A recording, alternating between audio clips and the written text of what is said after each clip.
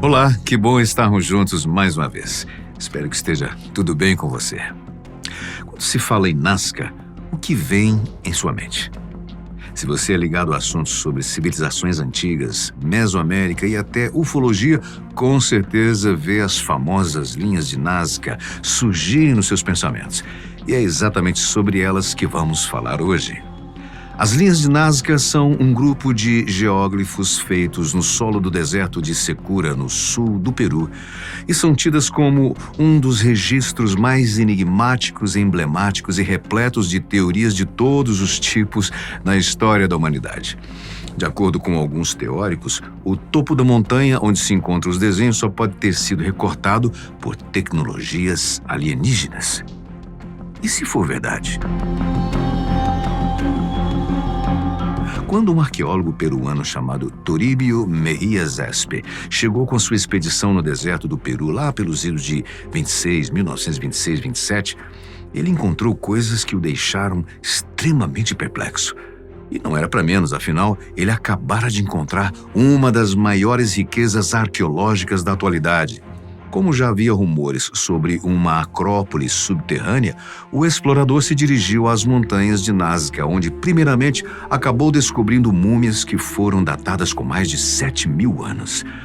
Além de serem muito mais antigas do que as famosas múmias egípcias, pelo menos até onde se sabe, as múmias de Chinchorro como são conhecidas, estavam muito bem preservadas e embaladas, com tecidos trançados com bastante habilidade e normalmente ornamentados com cores vibrantes de figuras místicas e animais. Num determinado dia, Zespe resolveu caminhar além dos limites do sítio arqueológico onde trabalhavam. E quando alcançou o cume de um dos morros, teve a visão mais única e espetacular da sua vida. Numa vasta planície no alto do morro, ele avistou uma série de linhas grossas, entalhadas no chão de deserto rochoso, algumas tão longas que se estendiam até onde as suas vistas pudessem alcançar. Inicialmente ele pensou que pudessem ser trilhas ou estradas, mas viu que elas avançavam para o outro lado da montanha e também cruzavam terrenos acidentados. A outra característica notada por Zespe foi a linearidade dos desenhos, sendo que grande parte seguia uma linha reta perfeita por quilômetros, às vezes se cruzando com outra linha reta, às vezes formando paralelos. Durante os dias seguintes, ele juntou-se a mais alguns colegas e conseguiram encontrar outra característica naquelas linhas. Em alguns lugares, sua geometria mudava, formando triângulos, espirais, retângulos e outros. O mais louco de tudo aquilo é que não eram linhas curtas, pequenas, mas como se tivessem sido riscadas por seres gigantescos. Ele então decidiu deixar as múmias um pouco de molho para cuidar dessa nova e tão intrigante descoberta. Ele precisava saber o que eram aqueles riscos no topo das montanhas. Interessadíssimo nas probabilidades, o arqueólogo entrou em contato com a Força Aérea Peruana para poder sobrevoar a região e ter uma visão geral do que era visto na superfície. O que os pilotos relataram e também fotografaram foi algo surpreendente, até mesmo para os peruanos, que em sua totalidade nem imaginava o que poderia haver naquelas montanhas. As linhas e formas, segundo os pilotos, cobriam uma área que se estendia por centenas de quilômetros quadrados, isto é, muito além do que Zespe e sua equipe haviam imaginado. E isso não era tudo. As linhas, na verdade, formavam diferentes figuras no chão, de espirais e zigue-zagues, e há figuras representando pássaros, aranhas, macacos e até seres com características humanas. E detalhe, hein? São enormes, mas tão enormes que não dá para se ter uma ideia do que se trata. Até você estar a alguns metros de altura sobre eles para compreendê-los. Com o passar dos anos, desde a sua descoberta, os arqueólogos já sabem que se trata de mais de 2.000 desenhos espalhados pela região. Uma loucura. Essas linhas ganharam notoriedade rapidamente e passaram a ser chamadas de linhas de Nazca. Mas essas primeiras impressões não eram nada do que Nazca ainda iria trazer. Perguntas, muitas perguntas. Que povo construiu as linhas? Qual o motivo de desenhá-las em escalas gigantescas e no alto das montanhas? Algum propósito para serem vistas do alto? Poderiam ser mensagens para os deuses? Em meio às dúvidas, a cada dia mais que investigavam o lugar, ia gerando mais e mais dúvidas. Um lugar em especial chamou muito a atenção dos arqueólogos. Um recorte feito sobre uma das montanhas, tão reto e perfeito que lembra uma pista de pouso. Aliás, para qualquer leigo que visse aquele recorte, diria se tratar, sem dúvida, de uma pista de pouso. Só não uma estrada, porque está no topo da montanha e tem limites em suas extremidades, como que indicando o início e o fim de uma pista. Exatamente isso. Essas linhas mais espessas se parecem muito com as pistas de aeroportos que conhecemos hoje. Bom, se aquilo fosse mesmo uma pista, então seria uma pista para o quê? Já que teria sido construída entre os anos 300 a.C. e 800 depois de Cristo. Naquela época, o homem não deveria nem pensar em voar, já que isso era um dom feito para os pássaros.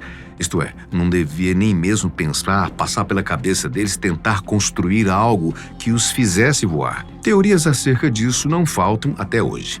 Depois, voltaremos a falar sobre essas pistas. As linhas do Nazca, apesar de terem recebido esse nome somente no século XX, já haviam sido referidas em outras ocasiões anteriores, mas nunca tiveram a mesma fama como aconteceu a serem descobertas por Zesp. A primeira menção publicada das famosas linhas foi feita por Pedro Cieza de León em seu livro de 1553, onde as descreveu como marcadores de trilhas. Posteriormente, em 1586, Luís Monzón relatou ter visto ruínas antigas no Peru, incluindo vestígios de estradas. Afinal, como são esses riscos em meio às montanhas vistos de perto? Aparentemente, como poderiam ter sido feitos? Há diferentes versões sobre isso, e os mais recentes, que por sinal são bastante contrárias às primeiras deduções, dão conta que o próprio povo Nazca, que recebeu esse nome devido à região, foi quem as delineou pelos topos e vales. Os Nazca criaram essas linhas fazendo depressões ou incisões rasas no solo do deserto, removendo seixos e expondo o pó de cores diferentes. As linhas contrastam fortemente com o solo claro, pois foram feitas removendo a camada superior de seixos revestidos de óxido de ferro marrom avermelhado. Em relação às dimensões e formas, individualmente, os geóglifos podem medir entre 400 e 1.100 metros transversalmente. O comprimento combinado de todas as linhas é superior a 1.300 quilômetros, cobrindo uma área de cerca de 50 quilômetros quadrados. Algumas formas são melhor vistas do ar a uma altitude de aproximadamente 500 metros, embora também sejam visíveis dos contrafortes e outros lugares altos. Devido ao isolamento e ao clima seco do Planalto, as linhas foram naturalmente preservadas por todos esses séculos. A origem e a função das linhas de Nazca ainda é um mistério. De início, pensou-se que elas tinham sido construídas pelos Incas. Isso durou até novos estudos comprovarem que elas estão lá muito antes dos Incas. Algumas teorias sugerem que as linhas foram usadas para rituais religiosos, enquanto outras acreditam que eram um calendário astronômico ou uma forma de comunicação com seres extraterrestres. Em relação ao propósito religioso, os desenhos estariam intimamente ligados à vida e à morte daquela civilização. De acordo com a arqueóloga Christina Conley, que estudou o local, as representações de animais simbolizavam a fertilidade e a importância da água, questões cruciais para um povo que habitava uma região desértica como aquela. As formas geométricas, por sua vez, provavelmente serviam como locais para cerimônias sacrificiais e preces, funcionando como templos a céu aberto. Outra teoria bastante difundida é a de que as figuras seriam resultados de uma espécie de mapeamento celeste ou um calendário astronômico que eles deveriam usar para outros propósitos, como marcar as épocas de plantação e colheita, melhor época de pesca, entre outras tarefas que os povos antigos faziam e que dependiam da posição das estrelas para se orientarem no tempo. Mas isso também se tornou uma dedução pouco provável, devido à localização dificultada das figuras. E além do mais, eles não tinham como sobrevoar o local para conferir se estava tudo certo com as linhas e as figuras, né? Ou será que tinham? Mas digamos, por exemplo, que o próprio povo Nazca tenha mesmo se encarregado pessoalmente de fazer todos aqueles riscos. Quantos homens seriam necessários para concluir todo aquele trabalho? Certamente, milhares deles, a não ser que não tivessem pressa alguma em finalizá-lo, ainda mais porque vem a segunda pergunta. Quais os tipos ou o que usaram como ferramentas, uma vez que nada foi encontrado na região que pudesse ter sido utilizado para criar os traçados? Será que não é mesmo mais fácil determinar que foram pessoas a ter que afirmar algo completamente desconhecido?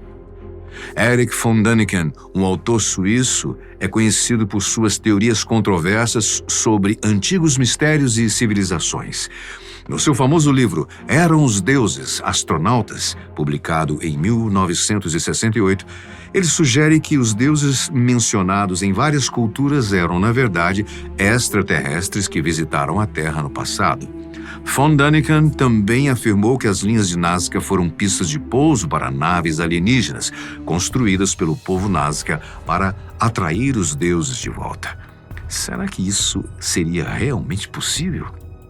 Ora, se caminharmos pelas histórias acerca dos monumentos construídos na antiguidade, muito sobre uma provável influência extraterrestre, iremos encontrar. Por que isso acontece? Bom, sempre que nos referimos a algo fora do nosso alcance, é comum usarmos o misticismo para procurar respostas. Hoje em dia, mesmo com a quantidade de ferramentas que temos disponíveis, além de equipamentos e veículos pesados, construir algo não é uma tarefa tão simples. Além do mais, com todo esse aparato, os homens ainda levam meses ou anos para concluir uma obra. Bom, eu não estou aqui levando em consideração problemas que envolvem corrupção, propinas e desvio de verbas, como acontece no mundo atual, pois isso é o que mais atrasa qualquer obra. Isso quando não a interrompe. Agora, imagine você uma turma de amigos tentando fazer traços quase perfeitamente retilíneos, em boa parte longos, e para deixar mais crítico, criar figuras geométricas ou de objetos, animais e até humanos, sem contar com uma única ferramenta apropriada para essa tarefa. Sem dúvida, não seria coisa para qualquer engenheiro tentar fazer.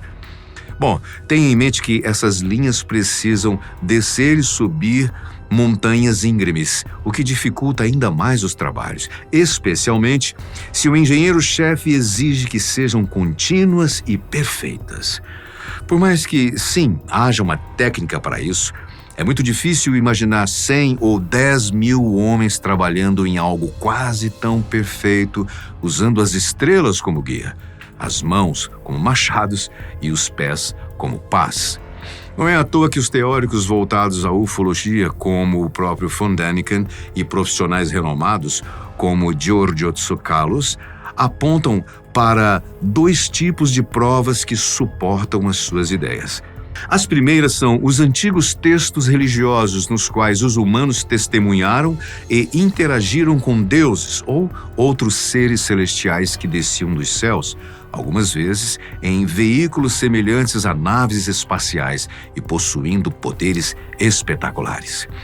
Os segundos são evidências físicas, tais como trabalho artístico representando figuras semelhantes a extraterrestres e antigas maravilhas arquitetônicas, como Stonehenge, as grandes pirâmides do Egito e, claro, entre tantos outros indícios, as linhas do Nazca. Qual a razão, se não a de um aeroporto ou algo dessa natureza, para o povo Nazca construir praticamente uma pista no topo de uma montanha? Pense comigo. Ou seria aquilo uma outra coisa, que não fosse uma pista? Talvez um lugar para praticar algum tipo de esporte? Bom, você pode dizer que serviria para algum tipo de ritual, e pode até estar certo. Mas por que fariam algo tão extremo em termos de tamanho e com tantas figuras simbólicas? Seria mesmo necessário todas aquelas figuras para que os rituais pudessem ser feitos ou terem sucesso? Como se vê, são sempre mais e mais perguntas do que respostas. Os céticos afirmam categoricamente, e não seria diferente, já que desacreditam o assunto, que as linhas não foram feitas por extraterrestres. Segundo eles, não há evidência de nada de outro mundo. Pelo contrário, eles afirmam haver uma quantidade enorme de evidências de que o povo de Nazca foi mesmo quem delineou os traços e desenhos todos, sem interferência externa. Isso seria comprovado a partir de artefatos e barros de cerâmica encontrados posteriormente na região, que, coincidentemente ou não, possuíam os mesmos desenhos gravados, como os do macaco ou de uma aranha, por exemplo. Então, para os céticos, bastou aos trabalhadores da época usar troncos de madeira, cordas de algodão e pedras para fazer aquela enorme gama de marcações e linhas. Sinceramente, né? Você também crê que foi tão simples assim? Cadê os troncos de madeira, os outros materiais que foram utilizados para isso? Num lugar seco, sem vento como aquele, tenha certeza de que tais troncos teriam sido preservados e ainda estariam por lá, espalhados, caso não tivessem sido levados para outros lugares. Pois é, mas para onde, hein? Sobre os costumes do povo de Nazca, o que se descobriu é que a sua principal fonte de sustento era a agricultura. Eles cultivavam uma variedade de produtos agrícolas como milho, feijão, abóbora, algodão, batata doce e pimentas. Devido às condições áridas da região, eles desenvolveram avançados sistemas de irrigação, incluindo aquedutos subterrâneos conhecidos como púquios, que permitiam o cultivo num ambiente desértico. Devido à proximidade com o Oceano Pacífico, a pesca também era uma atividade importante para os Nazca. Eles pescavam uma variedade de peixes e coletavam mariscos, que eram uma fonte significativa de proteína em sua dieta. Os Nazca eram habilidosos artesãos, conhecidos especialmente por sua cerâmica altamente decorada e têxteis elaborados. A cerâmica Nazca é notável por suas cores vibrantes e complexos desenhos iconográficos. Esses produtos não eram apenas para uso local, mas também eram trocados com outras culturas andinas, o que indica a existência de uma rede de comércio. E embora em menor escala comparado à agricultura, os Nazca também criavam animais como lhamas, alpacas e porquinhos da Índia. Esses animais eram usados tanto para alimentação quanto para a obtenção de lã e transporte. Essas atividades econômicas foram facilitadas pela engenharia hidráulica e habilidades agrícolas dos Nazca, permitindo-lhes prosperar num ambiente difícil, pelo menos até onde a história os permitiu. As linhas de Nazca, com suas formas geométricas e representações de animais, provavelmente desempenhavam um papel cultural ou religioso importante, mas sua função exata ainda é objeto de estudo e debate.